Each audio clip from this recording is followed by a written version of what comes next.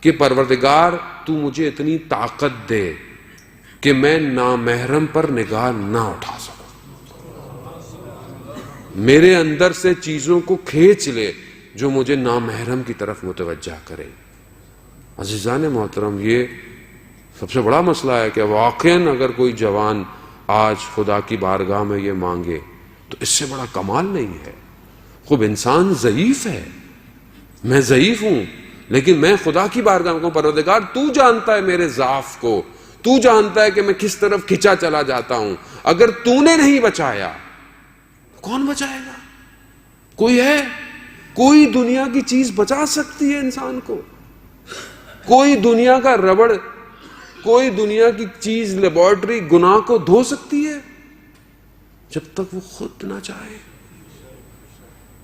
عزیزان محترم، کتنے جوانوں کے واقعات ہیں کہ جنہوں نے اپنے آپ کو اس طرح بچایا۔ میر داماد جو بہت بڑے فلاسفر تھے، جو ملا صدرہ کہ جس کے فلسفے پر اسلام پوری تشیع کا اسلام سفرے پر کھانا کھا رہا ہے، سارا فلسفہ وہیں سے ہے۔ میر داماد طالب علم تھے جب، تو کہتے ہیں کہ رات کی تاریکی میں دستک ہوئی، دیکھا ایک خاتون ہے، لڑکی ہے، آگے کہتے ہیں میرے پیچھے حکومت کے لوگ لگے ہوئے، مجھے بچا لیجئے۔ کوئی چارہ نہیں تھا، کمرے میں جگہ دے دی، خوش ہو گئی اوڑھ کے کمبل کو۔ اب یہاں پر وسوسہ ہو رہا ہے بار بار، تو جتنا بھی جب وسوسہ ہوتا تھا وہ جو دیا جل رہا تھا اس کے اوپر ہاتھ رکھ دیتے تھے تاکہ ہاتھ جل جائے۔ عزیزان محترم، جہنم کی آگ سے بہتر تھا یہ جلنا۔ میر داماد نے جب صبح ہوئی تو ہاتھ کئی جگہ سے جلا ہوا۔ البتہ وہ امتحان تھا میر داماد کا کہ وہ جو اس وقت کا جو بھی سلطنت کا تھا، اس نے جان بوجھ کے اپنی بیٹی کو بھیجا تھا، اور پھر اسی سے ہی ان کی شادی ہوئی کہ یہ پاک جوان چاہیے، پاک جوان چاہیے۔ عزیزان محترم، ایسے ایسے جوان ہیں ہمارے علماء، استاد واقعہ بتاتے ہیں جوانوں کے، کہ ایک شہر تھا ایران کا، اس کے اندر ایک عالم دین تھے، ان کے یہاں کوئی کام کرنے والا، گھر کے کام کرنے والا اس طرح کا جوان تھا، آتا تھا۔ ایک دن اس کو بیچا کہ سیڑھی کی ضرورت ہے، وہ گیا اور کافی دیر ہو گئی، تو ان سے پوچھا تم اتنی دیر میں کیوں آئے ہو؟ کہا سیڑھی لمبی تھی اور دیواریں حقوق ناس ہے، لوگوں کا حق ہے، اگر ذرا سی بھی کہیں پر کچھ لگ جاتا تو حق لوگوں کا میرے پر ضائع ہو جاتا، میں اس سیڑھی کو بڑے آرام سے لایا ہوں۔ ہم کتنا حق بتاتے بھی نہیں ہیں، کسی کے ساتھ زیادتی کر بیٹھے تھے۔ تو وہ عالم تھے، وہ سمجھ گئے کہ یہ جوان عام نہیں۔ اس سے کہا کہ بتاؤ کبھی تمہاری امام زمانہ سے ملاقات ہوئی ہے؟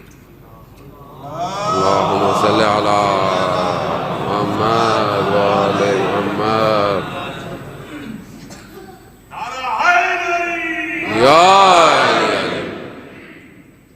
تو اس شخص نے بولا ہاں ابھی کچھ دن پہلے ہی امام اس شہر میں آئے ہوئے تھے۔ جوان ہے عزیزان محترم،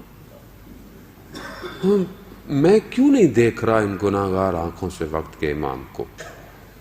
کیونکہ آنکھیں، جو آنکھیں قرآن کو نہ دیکھیں تو وہ ناطق قرآن کو کیسے دیکھیں گی؟ قرآن کو دیکھیں گے تو ناطق قرآن نظر آئے گا۔ عزیزان محترم، خوب جوان عبادت، وہ کہتا ہے کہ پہلی چیز میں نے کیا مانگی تھی؟ یہ مانگی تھی کہ میرے اندر پروردگار طاقت دے کہ میں نامحرم کو نہ دیکھ سکوں، یہ مجھے خدا نے دیا۔ کہتا ہے دوسری چیز میں نے خدا سے مانگی تھی کہ پروردگار مجھے شجاع بہادر بنا، وہ اس نے مجھے بنایا۔ کہتا ہے تیسری چیز میں نے اس سے مانگی تھی، اس نے ابھی تک نہیں دی، اور اسی کے لیے میں گریہ کر رہا تھا۔ وہ کیا تھی؟ کہ پروردگار مجھے جوانی میں مجھے تھوڑی نیند دے تاکہ میں تیری عبادت کر سکوں۔ عزیزان محترم، میں زندگی گزر رہی ہے، گزر جائے گی۔